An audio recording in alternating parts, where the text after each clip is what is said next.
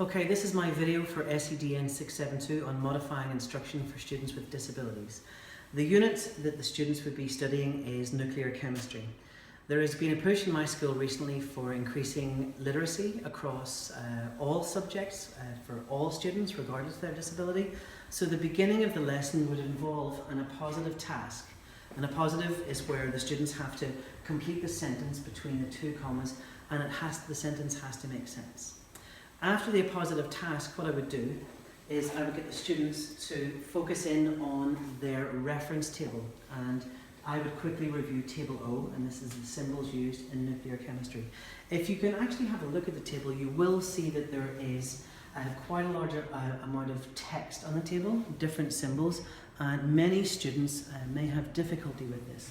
So it's very, very important to make sure that we do a quick review of this and that they are aware of these different words and symbols.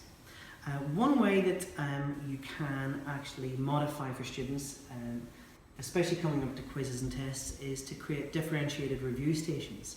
So what I've decided to do to show you today are two different review stations. So if you could come over here please. The first review station would be for students who might need further enrichment of nuclear chemistry.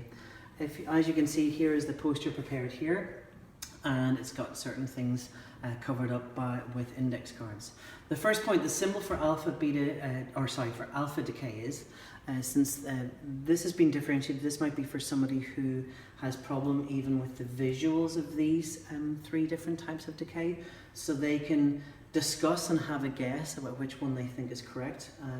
If they get something that's wrong, the correct answer, or it says that it's wrong and gives the type of decay below, the correct answer is actually the one in the middle there.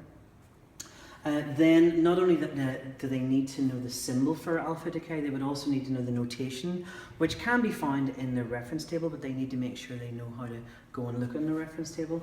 Here are three different notations, and they would need to try to find the correct one. The correct one here again is at the end.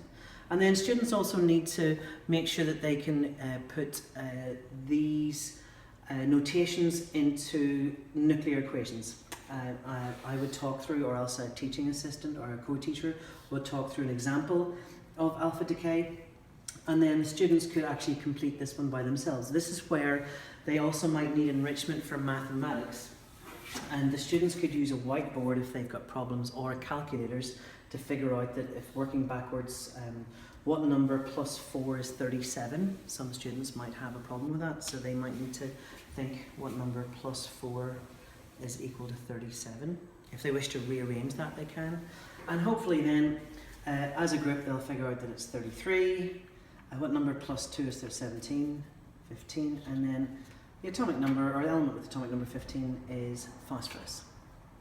A second poster that I've made here is for a student who may have a learning disability but might be of a very, very high level thinker. As you can see, there are open-ended tasks more so written here. The first one is draw on the whiteboard the symbol for alpha decay. They could try this out without the use of their reference table. Can they recall it from memory?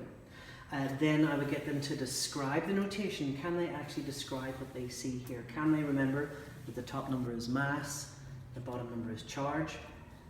Then we could work through an example. I've just given the mass number and the atomic number. They would have to use their periodic table to figure out that that's neon.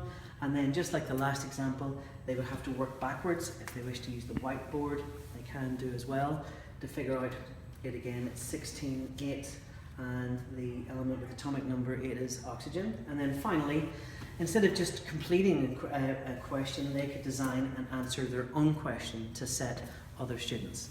Thank you.